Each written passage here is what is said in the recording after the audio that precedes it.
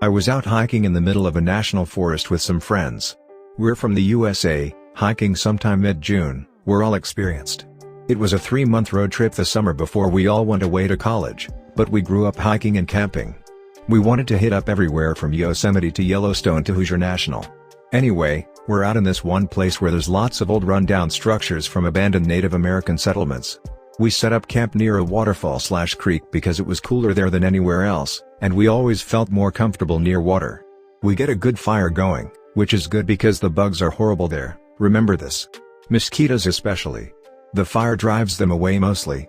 I get up to pee about 11 p.m. and walk to the edge of where the light meets the dark tree line.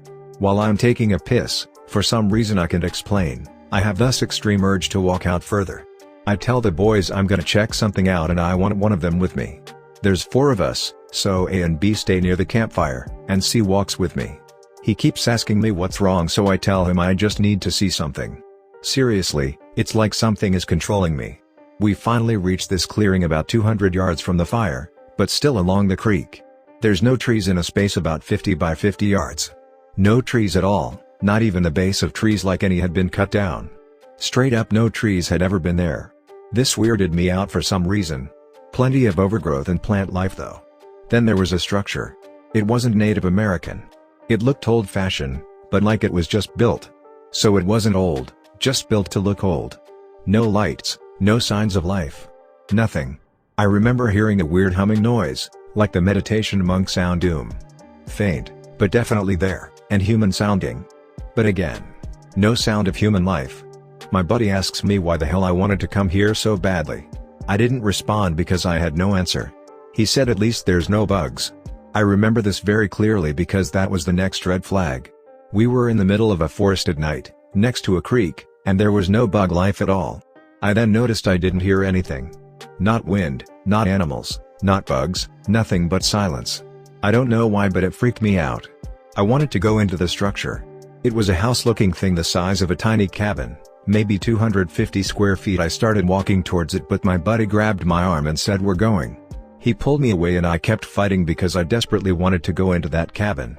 He pulled me all the way to the fire and I only stopped fighting him when I felt the warmth of the fire again. I realized how cold I was at that point. I was freezing.